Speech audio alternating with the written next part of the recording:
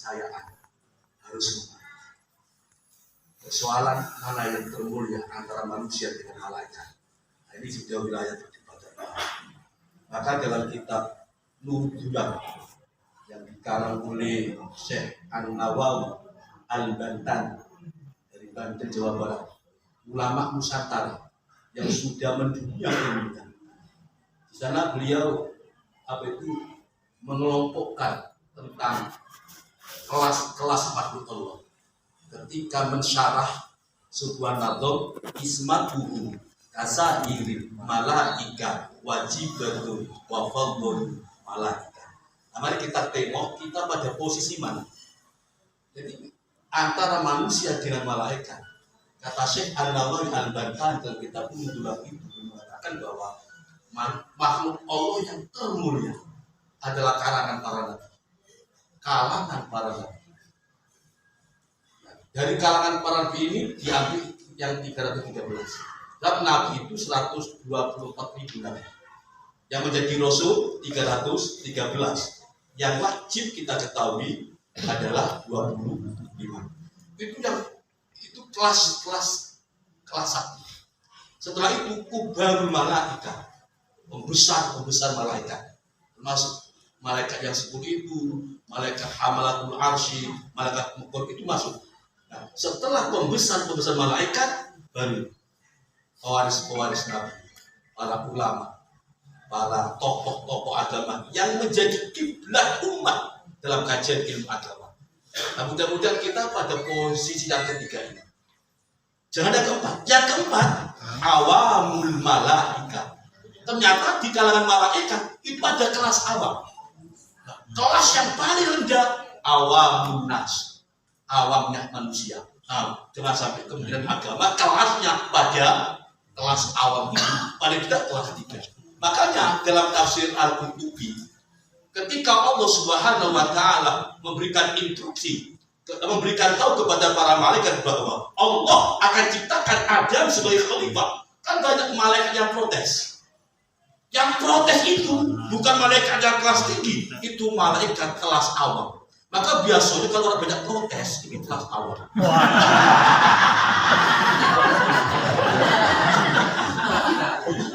Nah, kalau kebijakan agama diprotes, wajar teman-teman. Kebijakan Allah diprotes, tapi yang protes, yang sepaham, sependapatan nggak protes itu. Jadi yang sepaham, sependapatan nggak protes.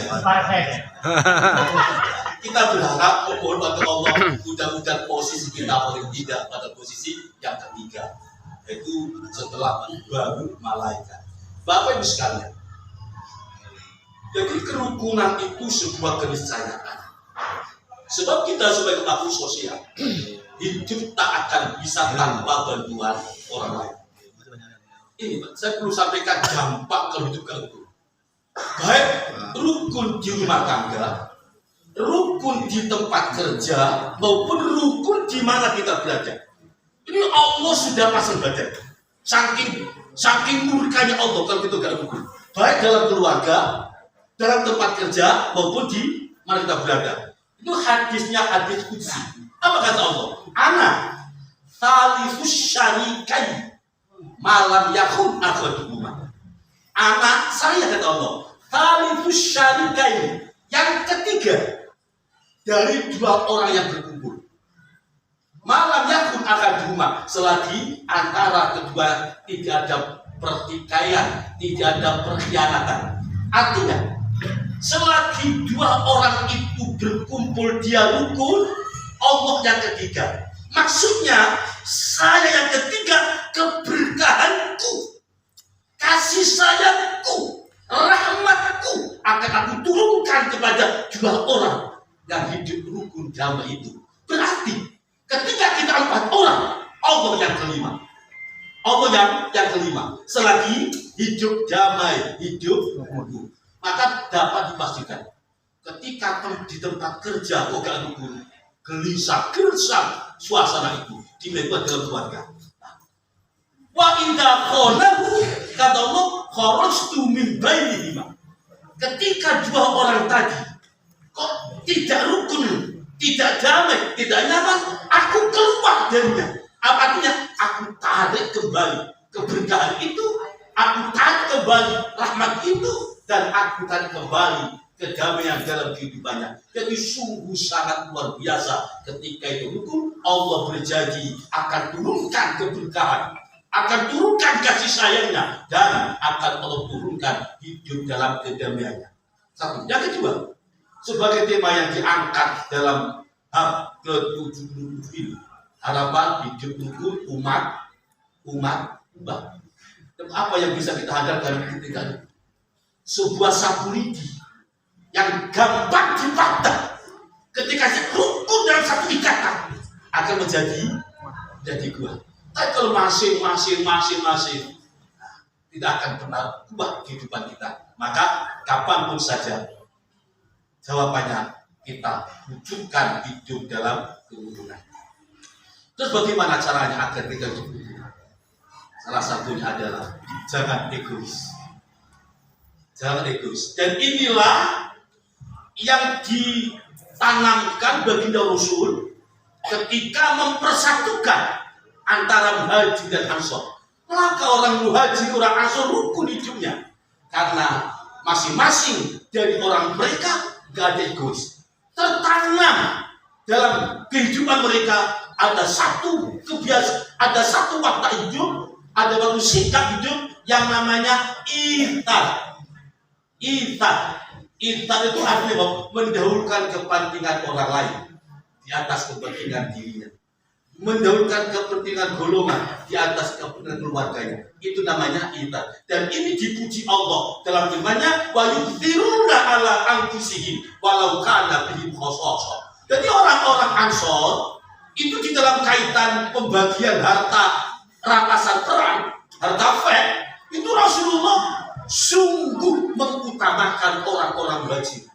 Dan orang Rasul bilang, ya Rasul, berikan saja kepada orang Muhajir.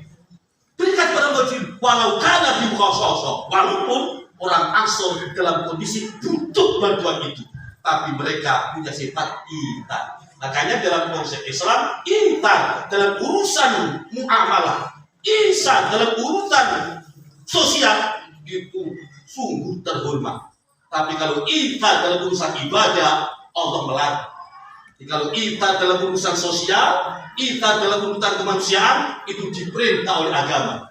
Tapi ihsan dalam urusan agama dilarang oleh agama. Contoh, ihsan dalam urusan agama, ada saf, sholat di depan kita kosong, kemudian kita nyuruh orang, kau maju, ayo ihsan, ini gak boleh seperti itu dilarang. Oh dilarang, itu urusan agama.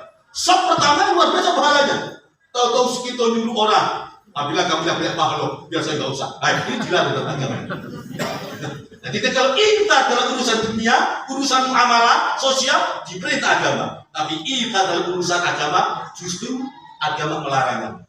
Apa kata Rasulullah? Andai umat utama betapa banyak pahala sop pertama, niscaya dia akan berebut mengambil posisi sop pertama, walaupun dia harus bayar undian. Ayo diundi siapa yang sanggup bayar 5 juta sop pertama, sanggup masuk undian 5 juta demi untuk bayar apa? Dapat sop pertama. Apa artinya? Rasul menggambarkan betapa besar pahala sop pertama. Tahu-tahu masih kosong, kita nyuruh orang. Oh, masuk pertama. Baik, namun ihsan urusan agama dilarang. Nah, untuk mewujudkan kerukunan, tiada lain adalah hilangkan rasa egois, tumbuhkan apa itu sikap ihsan, mendahulukan kepentingan orang lain di atas kepentingan pribadi. Yang kedua, dampak kalau kita tidak rukun. Dalam hadis kitab Mukhtar Ahadits bab furqan, apa kata Rasulullah? Hadis sahih riwayat Imam Tirmidzi. Tuftahu abwabul jannah yaumal itsnaini wal khamis. Pintu-pintu surga itu Allah buka pada hari Senin, pada hari Kamis. Maknanya di hari itu seluruh makhluk Allah, seluruh hamba Allah yang bertobat akan Allah ampuni dosanya, akan Allah terima tobatnya.